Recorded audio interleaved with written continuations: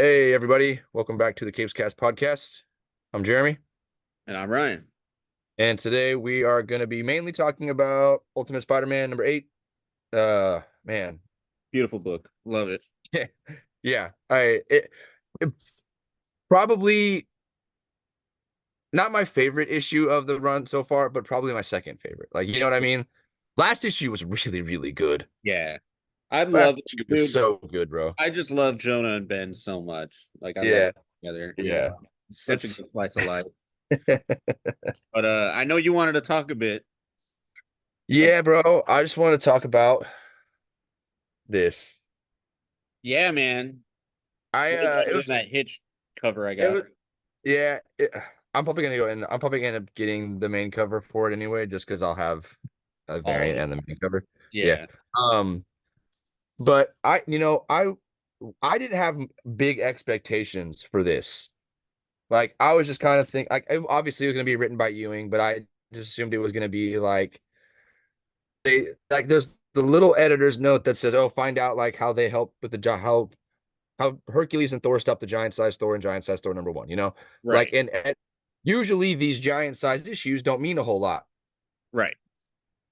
I mean, and for all intents and purposes, it really doesn't. It's just a fun little side story that involves Thor being captured by a group of aliens that have like quite literally created a giant robotic Thor. Yes. Because their logic for that is that if they can build a machine that is like the vessel of the All Force, of the Odin power, like which is Thor, if they can build a machine like that, they can probably channel it easier.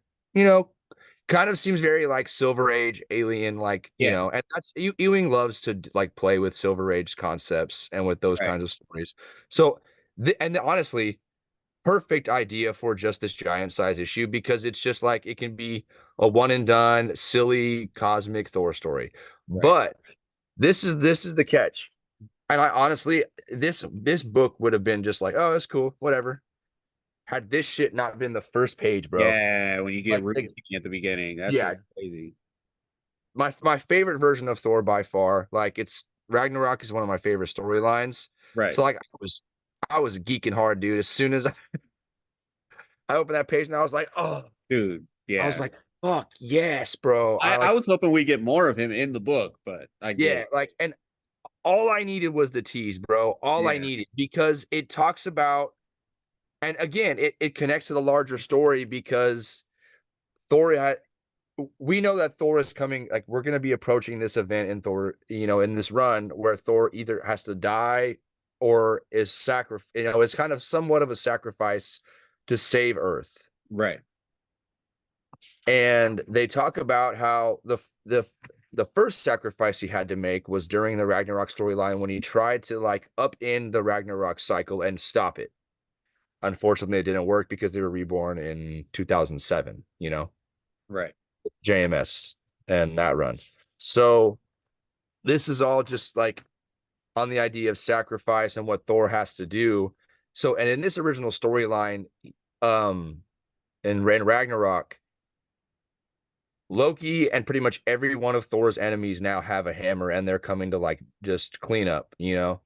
And Thor is out of options. He's gathered his allies as many as he can to try and stop this, but he's still unable to like for it's a losing fight basically. Right.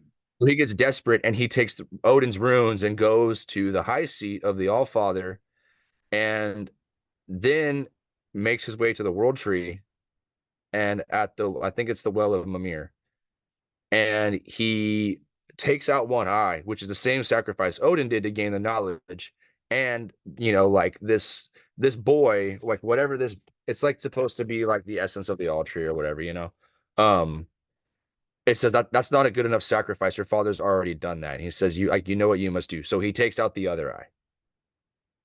Yep. So in this story, he's trapped in this machine and he's got this like crown on that looks like his helmet, but it's got wiring and metal into his eyes. Yeah. And he just rips it out. Like it's pretty savage.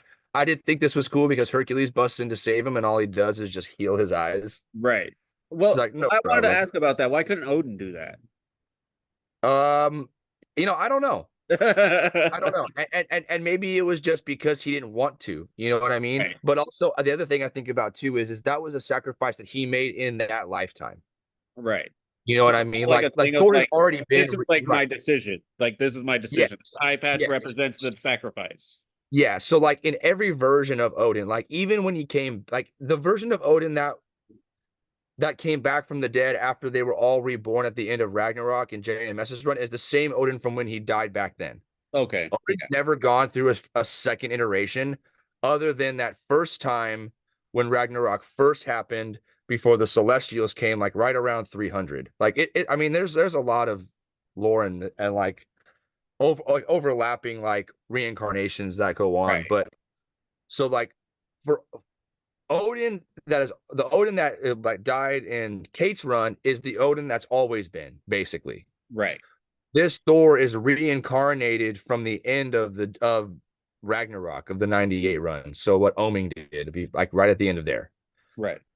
So my guess is because this Thor hasn't made any of those sacrifices in this iteration, he is able to just go whoop because it like for that it has to be like a lifelong sacrifice. You know, like Right. he's giving something in exchange for that knowledge, but because he already has that knowledge, he does like does that make sense? Yeah. Okay. I mean, it gets confusing, bro. Yeah, it does. It does. That's why I get lost. I get lost in these Thor Well, stories, yeah, man. yeah, and like I mean, and it goes beyond just mythology because he's like blending all mythologies into Yeah. one. Yeah. So yeah, I mean, that's really what it is for me. Is like it's just the fact that we got the Rune King reference. It's very applicable to this run, and we don't know what it means for this sacrifice because the last little the narration is for there must always be a sacrifice, but be warned if you would know more. For even now we are only in the middle. All stories are part of the whole. This one was a warning. When one eye was nothing, Thor gave two. But now, in the time to come, when a new sacrifice is needed, what would Thor give then? Right. His life. Yeah. And which honestly, if he's making that big of a sacrifice, like what is the payment for that sacrifice, you know? Right. Ewing has alluded to a new version, new form, power up for Thor, like about halfway through this run. So are we going to approach the midpoint of this run, 20 to 25-ish, and it's going to be he does die for real, but it Right. doesn't stick because he's this all-powerful being and he comes back and more powerful than ever. Right. I'm here for it, bro. If that's where this is leading, count me in, dude. I'm out. Yeah. I'm in. Like I am. Put my As long as I seatbelt. got you here to explain this convoluted stuff to me, sheesh. And like there are times where like I feel like I understand it, but I'm like that just like I must sound like a fucking idiot, bro. Yeah. It just blows my mind how Ewing is able to kind of get a hold of everything and move all these Yeah, like convoluted pieces and get a hold and yeah. wrap your mind around all of this mythology. It's It's blows nuts, my man. mind. Yeah, it blows my mind. But all right, real quick, just wanted to talk to you real quick about Wolverine Revenge. We both got the red band edition. Um I don't know how to feel about it. Be It's honest. whatever, dude. It really is. Okay. Before you get into it, this is what I think that book is. This is Greg Capullo's Doom one shot. Okay, I was at the shop the other day and I was talking to one of the guys there. And Yeah. he basically told me because I was just like this one It's it out didn't of really, continuity. It is out of continuity for sure. oh for sure it's 100% out of continuity. But one thing I didn't really understand is for one it didn't really feel like a Hickman book to me. Okay, and this is what I meant by it's Capullo's Doom because the Doom one shot, for what I understand, was basically Sanford Green saying, "I want to draw this cool ass story, but I need somebody to help me script it and help me like frame it up." Hickman. I feel like this was exactly the same. Marvel said, "Hey man, you did a great job with Sanford Green. Do it with Capullo and Wolverine now." Somebody at the shop, the guy basically presented to me the idea that what if, and it kind of makes me feel like it is in my head canon, what if this was actually a Donny Cates book that eventually Hickman had to take over, because this feels way more like a Kate's book. I mean, The and way that's it's also written, that's also possible. That's also possible because maybe Doom was supposed to be a Kate's book also. yeah, because this like Wolverine's voice in this Well, did no, not, okay. I'm gonna walk that back quick because there's no way that that was even a Kate's idea because that book is too damn yeah, not to say it's too damn good to be Kate's, but it's really just a piece of art. yeah, it's not edgy enough to be Kate's in my opinion, Yeah, you exactly. know. Like, But this and you can feels like a tell the Kate's book. voices. Yeah, the voices of those of Doom and Valeria are pretty spot on for Hickman. So yeah, But that in now, this didn't really sound like Wolverine to me. Like I didn't really hear the bub. I didn't really hear like that kind of, you yeah, know, like like just these certain parts where it's like, hey, we got to save billions of people, and like Wolverine's like, what else are we gonna do? It's like, come on, like I just don't feel like Wolverine would be saying these things, and I don't yeah, know. I don't know. It's kind of whatever. Capullo's art is Oh, gorgeous. it's good. It was banging. It's great. I just kind of hope that if that is the case, that this was Kate's book, I hope that we get more Hickman I eventually. and if that's not the case, I would hope that it's really just Capullo kind of wanting to do this story because he has just fun ideas to draw, Well, I and mean, Hickman is just framing it. You know what I mean? yeah, because you kind of can tell where it's just like somebody was like, "Hey, Greg, who do you want to draw?" And he's like, "I want to draw Omega Red, Deadpool, Sabretooth, Colossus. Colossus." And But like, okay, here's the here's like the one thing that's really kind of annoying. This is a red band book. Why are you censoring the cussing? yes, yes, You yes, made me pay an extra fucking dollar. yes, I'm gonna say it anyway for you, Marvel. You made me pay an extra fucking dollar for your book to have symbols in it. Give me yeah, a break, man. yeah. Give me a break. I don't That's know. stupid, man. I'm gonna still be buying it. I can't wait to see what happens. I'm just hoping that Yeah, if I'm just it gonna is the have them case, all. if it is the case that Hickman was passed the torch, I'm hoping we get more Hickman out of it, Yeah, because no, the only definitely. thing that felt Hickman out of me for me in this book, in that book, was opening the opening the book, and the first page is a Hickman like graphic, and that's it. Yeah, yeah, exactly. Yeah. That's the only thing that felt Hickman to me in it. So Yeah, and like I'm hoping maybe it was just Capullo was right is was did the dialogue and Hickman was like, well, we could switch this out for this, and we can maybe yeah, do this maybe in just lieu kind of of this for refined story it, like could have purposes. kept it on the Yeah, rails. yeah, exactly. So, and I'm hoping that would be the case, but yeah, because this does not sound like a Hickman. It doesn't even sound like when Hickman writes Wolverine, bro. No, no, not at all. So, and it So, kind of makes me wonder, like Colossus is completely out of character. Deadpool even seems a little bit out of character in well, this. see, like, and they even reference Asteroid M, so this has to be like in the '90s, Right. which would make sense given Capullo. You know, Yeah. he's been through Spawn. He worked on a bunch of edgy shit. So Well, maybe in the next one we'll cover that and we'll see if the quality gets better and we get more Hickman out of it. yeah, but either way, here's a real Hickman book Here's for us. Hickman, man. Yeah, Yeah. dude. My favorite Marvel book. My favorite, it's official. It's my favorite Marvel book. It's up there, bro. Like It I can't say that I ever thought I would see the day when I was like, damn, I'm looking forward to reading a Spider-Man book every single month. it's Chichetto's art. It's the slice of life. It's so good. It's Dude, yes, it's like okay, thank you. It's literally everything, bro. Like yeah. it's got the action, it's got the intrigue, it's got the wholesome family stuff, it's got the slice of life, it's got the drama. It's got everything, dude. It's And got it it's all. setting up things that I'm really excited about. Like, just like Um, just like when we first open the page, bro, and we see pretty much like the Secret Wars. Like, like when Spider-Man when we see in Secret Wars, Peter ends up talking to the symbiote and it's like a little orb. yeah, That we get that a little bit in here now with the Pico Tech. yeah. Yeah, I like how it opens up with him like them getting ready for Ben and May's Yeah. Richard and Birthday May's parties. birthday party, yeah. Yeah. So she's like just like telling him, hey, like, are you good? Like he's like, yeah, I'm fine. He's like, I'm just kind of out of it essentially at this point. He's like, I'll get it together, basically. As soon as she walks out, the Picotech starts talking to him, man. Yeah. and this little smile that it gives, bro. I'm like, Yeah, dude. Yeah, it's a little creepy because it mentions twice. Like, tell we, the kids I said happy birthday. Like it mentions that twice. Like, yeah, tell yeah, the kids I said happy birthday.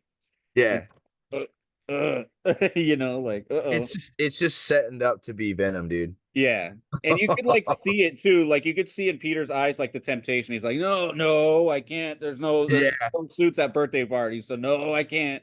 but my favorite part is the exchange between Tony, Oh, Peter. dude, this was so good to see. Yeah. He, oh, the fact that he's like, hey man, he's all like, we just want to say like basically he's all like, he's like, why me? Like what, like why am I different and why did you pick me? And he's like, well, he's like basically he's like you're at the top of the list, like you are the most special Right. according to like the records and files that we have found. You are the most special being on this planet. So it's a very cool meta commentary on Spider-Man Right. because whether or not you are a fan of Spider-Man, I don't think that modern superhero comics exist without him Of course not. or Batman, him or Batman. Like they are like the focal points of their universes. Yeah. So it's nice to see somebody at Marvel actually put some respect on his name, dude. Yep. Because like not only is Hickman writing what is probably going to be remembered as one of the best Spider-Man books ever, on top of that, he's actually like giving the character a lot of respect in a meta sense and isn't just like, and it's not done in a way where it's like shoved down a throat. It's like, I'm the best. I'm so good. He has other characters telling Peter that he's good, Right. that he's the best, that he is special, because that's kind of, that's kind of what it's supposed to be. Like Peter's always kind of, he's all, at least to my understanding, he's always been this like down on himself, self-deprecating, not necessarily like on his own. He's not always like backing himself up when it comes down to it. So he needs other people to do it for him. Mary Jane, Aunt May, his kids, like so it's nice to see him have a supporting cast that's doing that for him. Right. So Yeah. I think that's great. I agree 100%. And not even that. I'm loving that we're finally getting like the shades of Harry that's like, The ooh, darker shades of green. yeah, it's like, Yeah. ooh, no, like, which I we know like is how just going to he's be like, enhanced by the AI that he's choosing to put in his suit. yeah. So, Okay. Okay. I really want to talk about the Harry and Tony stuff oh because yeah, this was dope. This was dope. the part where he's like, who even are you and why are you stealing? Like, why are you wearing that suit of stolen armor? And so Right. he does what Harry did to Peter Yeah. issue 3, where he's like, boop, Yep. and he's all like, and then And he immediately talks to Otto like, we got to do something about that. We gotta. yeah, he's all like, see, it's not so cool when someone does it to you, is it? Right. But like right here, man, and he was like, Harry's like, well, like, they talk about this list, and like the list of most important heroes that they need to bring back, Spider-Man being number one on that list. And then Harry asks, like in the middle of this conversation, he says, "Where was I?"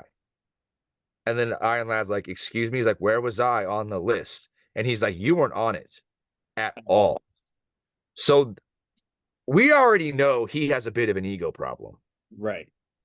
This is going to spiral fast. Yeah, dude. He is going to go downhill quick, bro. Because we already know, like, now Harry sees Peter as like the one, the chosen one. Yeah. And here's the other crazy part too: is not only this, he has Norman's voice in his head as an AI that probably can hear this. Yeah.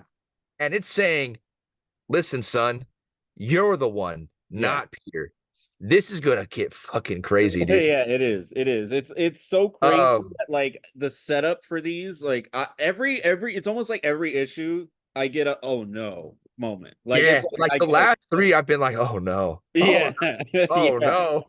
Yeah. It's like but I'm excited, but I'm also like anxious. I'm like, what It, are you gonna and do? it's Like, crazy because this is like it feels like he's given us like a master class on how to write a spy like a story because like yeah. he in this issue in the last two issues he set up a potential Venom storyline, Doc Ock later on. He set up Green Goblin Harry, And now he set up the Sinister Six Sinister Six. and whatever Kingpin's plan is Yeah. to to take a seat on the Cabal. Right. Dude, it's And he magic, also bro. set up the idea that he tells Peter, like, hey, the Maker returns in a little over a year. Best Yes, get ready yeah. for him. And we still have that looming in the background. Yeah. Dude, it is literal, it's literal Marvel magic, bro. Yeah. That's the only thing that's the only thing I can say. It's just Marvel magic, bro. Hickman. It's the, Hickman's it's Hickmaning. just it's just crazy. It's just crazy, bro. Yeah. Hickman's just insanely Hickman's just masterclass. Like there's a reason why he's on my Mount Rushmore of I okay, and maybe this is just me reading into it a little bit. But Harry's like Otto, and he's like, yes, and he says we have to find a way to upgrade the security on our suits. right. I feel like this could have one of two meanings. Is he already planning to turn again, like to turn away from Peter and be like, hey man, like, you gotta circle now. Right. Like, yeah, like what do you need me for? Like, is he gonna play like the guilt, like the mopey guilty card, like, whatever about that? Right. Or is he gonna push even further to get Peter under his wing and keep him here? And he says, we have to upgrade the security on our suits, like mine and Peter's, and not just mine and yours, Otto. Like Or maybe he tells Otto, like, hey, don't tell Peter what we're gonna do to his suit. that too. That too. But I also don't know.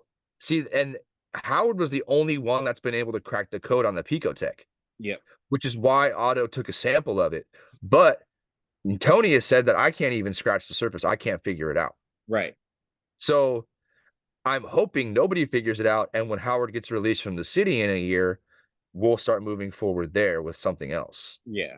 If Howard's even still alive, If he is, yeah. We don't know. like, and we don't know like, we have no idea what that future version of Tony is. Like, it's Kang, but we don't know what he's been through, what he's going to do, what he's done, or what's going to happen when it opens up, or the Maker also. Like, there's Right. just so much stuff looming in the background. It's It's exciting. like, yeah, it's super exciting. It's so cool. It's so much fun. This almost feels like his Avengers run, but like spread amongst like four different books. Yeah. Okay, so before we get any further into this, I read the newest issue of Ultimate X-Men yesterday. Okay. The best issue of the run so far. Awesome. Okay, and literally the fact, okay, and maybe it was because it's such a slow-moving book that one issue, like two issues felt like one issue of something else. This really feels like most titles, their third issue with a big bang and like moment. Yeah. You know what I mean? Like most people say, give a book 2, 3, 4 issues, and you'll probably get a pretty good moment that will either turn you off or turn you on. And issue 6 of that book had that moment. I Good. will keep reading for now, just to kind of and I'll be like, and it won't be like a super vested interest. It'll just be I'll keep checking it out. But Right. it was actually a really solid issue, and I really enjoyed it. So like, I mean, the 5 issues before that were really slow and took a lot of build Steps. up to get here. Yeah. Yeah, but it was good. So it's nice to see how, and that's where I was going. Like, there's so much happening in the Ultimate Universe. It just feels like his Avengers books Yeah. This all universe over just again. feels alive. This universe just feels like it's alive. Like, it doesn't feel like Yeah, the 616 where everybody's scrambling to put these pieces together. Like this just yeah, feels like a genuine, easy, like livable universe. right. But yeah, then we have Ben and Peter picking up the cake, Yeah.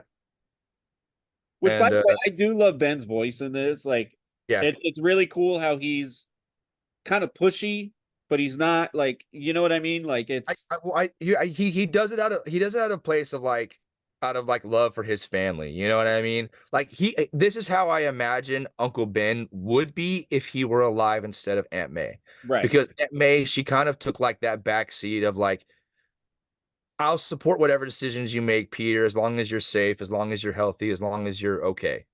right, Whereas Ben is like, I'll support the decisions you make, but I want to push you to be the best you can possibly be, because with great power comes great responsibility. right. Like that's literally what like every time I read his dialogue, that's all I'm reading. It's just like, you know, I just keep reading. I just want you to be best, to be the best possible version that you can possibly be. Yeah. Man, it's cool to have Ben alive, but I'm so scared he's gonna die, bro. Yeah, I know. Between him and Jonah, It's both of them, I'm like, yeah. oh my I God. have a feeling Jameson could bite the bullet Yeah. because it's weird because we're seeing him interact with the kids and Yeah. they're kind of like Richard kind of comes around to him more, you It know? almost seems like he's being very influenced, Richard is, by Jonah. Like that, Yeah. like this is his Uncle Ben. Yeah. Oh no. Yeah. Oh no. Oh Yeah, you already no. know. Yeah, exactly. This book is full of Yeah, those yeah. moments. As soon as you said that, I was like, oh no. Yeah. This book is just full of those, man. Literally, and like in the best way too. Yeah. Like it's just like I say, oh no, it's gonna happen, but I want to see it. Yeah. Yeah. But they Uh, want to get him man. now into their paper. They want to hire him Yeah, now. they want to recruit him, and they tell him he's like, hey man, like I got a family, I can't do that. He's like, hey man, you can get a raise. Yeah. And he's like, let me talk to MJ. Yeah, he's like, well, tell her you're getting a raise. Yeah. Yeah, I love that. Love that. uh, I love how like full of light Ben is. He's always got a smile on his face. It's yeah, always a joy to which is read. why I think he's a good like opposite to Jonah because Jonah is like this snarky ass. Yeah, He's like the turd uncle, you know what I mean? He's like his exactly. ass. He's always like taking jabs at everybody, but at the end of the day, like he's gonna like be there for you. Whereas like Uncle Ben is like he's always the good, he's always the nice uncle. Like you're always like, oh, there he is, Uncle Ben. That's my favorite uncle. And I love this too, seeing the The arcade arcades, and then yeah, the stands next to stands next to it, him. yeah. Yeah, I was like, okay, all right, I see what you're doing. Um, and then him and Peter and May are doing Dance Dance Revolution. Yeah, which I'm sure Peter's Uh, great at with his reflexes now. But yeah, man. He's like, no, I'm in my prime, kiddo. And yeah, even if I wasn't, I'd still beat you. yeah, Yeah. So love it. they're just, and then he gives Jonah gives Richard a gift, but like don't tell May, and Yeah, it's just a copy of his book that says I never lie. yeah, He's like, what is it like? He said, he's like, I got it self-published or whatever. and it's a life lesson book. So he's giving Richard a life lesson book of Yeah, he's saying like I never lie, man. These life lessons will do you good. right. And then yeah, and Richard's just like, hey man, this is pretty cool. Like But thanks. remember, also May doesn't like him. Right. May Well, doesn't like like Joan. right, and but like even in that issue, it almost seemed like Richard was like indifferent. He's like my uncle, but like he's like Uncle Ben's weird friend. You know what I mean? Yeah, But like the more they see of him and the more he spends time with him and Ben, and like it kind of seems like Richard's coming around to him. So right. I have a feeling this is gonna be an Uncle Ben moment for him if he does kick it. Same. Uh, and then it's just Peter and the family and everybody celebrating the birthday, having cake, and then we jump over to Fisk Tower, Yep. and Fisk is assembling the Sinister Six. Yes. What's cool is they're not just like criminals, like just rogues, They Right. all control a different sector of New York. They're kind of like the mafia gangs here. Right. They got like Um, each one has a burrow, you Yeah, know. it kind of feels like the Daredevil shtick, like where Yeah. you've got like the Owl and Madam whatever her name is, and like all of those characters. Like it just seems like this New York in particular is so like controlled by the underground, and there's only like 6 or 7 groups in particular that control it. Right. You got Martin Lee, who by day he still runs the Feast Foundation, but by night he's a criminal. Right. You've got Walter Hardy, which is the father of Felicia Hardy, Yep. which we'll see in a few issues. And he is just a really, really rich guy, thief, and consolidated his wealth and control in the Bronx. Right. And you got Craven, Yeah. who That's great. It just looks crazy too. Craven looks cool, man. He's looking a little bit like Mike Tyson with that tattoo, but Yeah. it's cool though. Craven's got a cool look. I dig it. Yeah. My favorite of the bunch so far is Mysterio, though, dude. Yeah, dude. That looks So insane. Mysterio shows up, and yeah, he's like, and Black. This is probably my favorite moment of the issue, and it's hard as hell, bro. When Black Cat's like, Mysterio, and he's like, yes. He's like, have you gotten shorter since our last meeting? He's like, of course not, and like raises himself up in height. Yeah. I'm like, that's so sick, bro. I know. So it makes me wonder, is this Quentin or is it the second Mysterio? Right. Because there might even be a third in 616. So it begs the question, is this like is this an ego problem for Mysterio? And he's like, oh shit, I didn't like get myself to, I didn't wear my tall shoes, so I got to put them on real quick. Or is this a different Mysterio and they haven't met this one yet? Yeah. Because there's obviously already history, so maybe this is not Quentin Beck and it's somebody else. Right. I mean, Don't know. yeah, yeah. And with all of the and with things kind of being amalgamated, like it could be a different villain entirely. Right. It could be another villain that's just Mysterio now. Yep. I don't I'm know. It's excited to cool learn stuff, more man. about it. But I was so But shocked to find out that freaking yeah, Mole Man, I was on that page right now. Like Mole Man being the one is interesting because there's no Fantastic Four for him to go up against, you know? right. And putting him in the So Sinister Six is such a weird but cool idea. Like, yeah, I don't know. That's so cool. I dig it, bro. Such a good issue, man. This book's so good. And he says, and basically, Craven says, and do you prefer that the six of us should catch them or should we kill them? Yeah. And then Fisk says, actually, I was thinking you could make a game out of it. So So, now the next several issues are going to be Peter and Harry probably being hunted. yeah, exactly. Yeah. And not even Oh, that. If you remember, Craven's last hunt, he had the black suit. are we gonna black suit this really fast, bro? I don't know, but I'm just telling you, Craven's last hunt is so iconic. The I fact mean, he's yeah. telling him to hunt him, and Peter's about to have a black Pico suit. He already had a Hickman is black Pico cooking. suit first issue. Yeah. Oh, dude. Hickman is cooking, bro. He is. No. Oh man. Are they gonna kill Jonah during this like fight arc and then Peter goes like dark? I mean, it would only make sense. I mean, Fisk is going to see the paper as competition and anti propaganda to him, And he's gonna see Spider-Man on their pages, bro. and he's going Oh, to find out that Peter ditched them to go there. dude. And he's gonna put it together, man. There's Jonah's so dead. Yeah, Jonah's so dead, yeah. bro. I think it's either Jonah or Ben. One of them's got to go. Oh my God. And okay, do you think that will set up a black suit arc for Peter? Oh yeah, oh yeah, And that's gonna be the fallout between him and Harry, bro. Oh yeah. It my has to be. God. I mean, And okay, okay. Now, okay, where this is obviously all just speculation because we don't know what's gonna happen. Okay, if that happens, what's the likelihood that he stays like, you know, black suit when the Maker returns? right, And what is that going to mean for his relationship with Tony and the Ultimates after Tony literally just said, "You're the best of us," and right. now Peter's basically showing him, "Nah, man, I'm just like everybody else, and I'm gonna fuck it up." Yeah. Oh man, bro, There's so much that could happen here because you got to the understand process, also yeah, if they just find the out that it's idea, like, Peter, if they find out it's Peter, he has so much to lose between his kid, Mary his Jane, wife, Ben, yeah. Oh man, and I'm if you don't think sweating, bro. Fisk would totally do something like that for the makers. It's so cool, bro. It's so exciting. Yeah, this is insane. And the fact that we're on issue 8 and I could feel like we have like 50 issues of setup already. Like Dude, it yeah, I know. like It feels like this series has like been running for a while. yeah. It's because each There's issue just has so so much much. It's like packed into every single issue. yeah. Like literally we had like 6 different scenes in this just one issue.